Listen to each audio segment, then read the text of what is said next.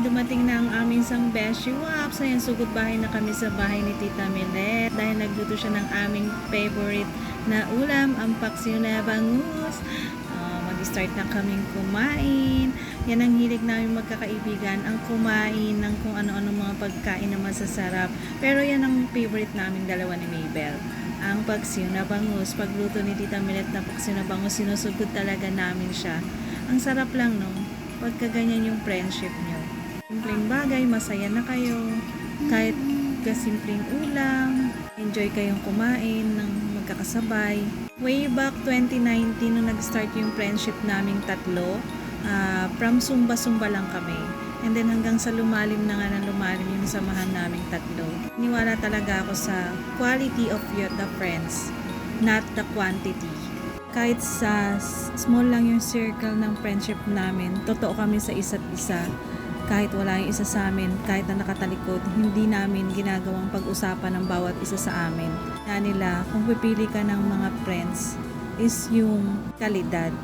Yung alam mong mapapagkatiwalaan. Kasabihan nga na keep your circle small. You really have to be careful on choosing your friend. Naniniwala talaga ako sa mga kasabihan na hindi lahat ng nakangiti sa'yo pagkaharap ka ay totoo. At hindi lahat ng sumasabay sa mga kalokohan mo ay totoo sa'yo.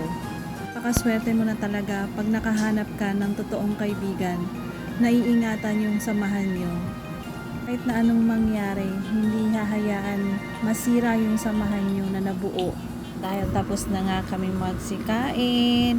Ayan ang aming panghimagas. Ang magbidyoke. Yan. Yan ang aming kaibigan na magaling kumanta. Ang sarap lang sa pakiramdam. Simpleng kainan, simpleng kantahan. Masaya na kami. Ganyan lang yung natural na bonding naming tatlo.